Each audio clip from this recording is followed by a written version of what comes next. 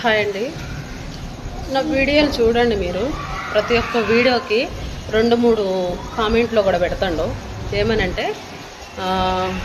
వంకాయలో క్యారెట్లు, అదేంటో ఇంకొక కాయ ఏంటంటే తింటాం మనం, ఆ కాయ ఏదో నాకు రావట్లేదు. వాడు ఎంత గలీజ్గా, ఆడవాళ్ళకి అలాంటి కామెంట్లేనా? మళ్ళీ నేను తిడితే నువ్వు వీడియోలు అటు చేస్తున్నావు, నాకంటే ఘోరంగా చేసేవాళ్ళు లేరా ఇన్స్టాల్లోని? నేనే ఉన్నానా?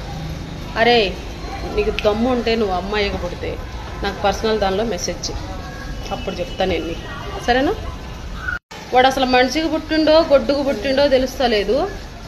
వాడు చేసిండు, వాడు చేసినప్పుడే చేసిండు అన్న. చాలా చాలా వీడియోలు చేసి ఒక్కొక్కడు ఒక్కొక్క రకంగా కామెంట్లు. వాడైతే గలీజ్గా పెడుతుండు కామెంట్లు.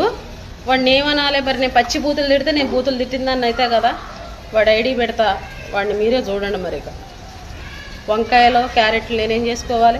వాడు గుద్దలా పెట్టుకుని సరిపోద్ది వంకాయలో. నాకెందుకు? నాకు మొగుడు ఉన్నాడు, నాకు వంకాయలతో పని లేదురా బాడకవు. లేకపోతే నీ అమ్మ నీ పెళ్ళం దానిలో పెట్టు. నీ వల్ల వాళ్ళని కూడా అనిపిస్తున్నారు పాలుగా. నీ బతుకు పాడైపోను. సిగ్గుండాలి రాడోళ్ళకి. కామెంట్లు పెట్టాలంటే కొద్దిగా ఉండాలి.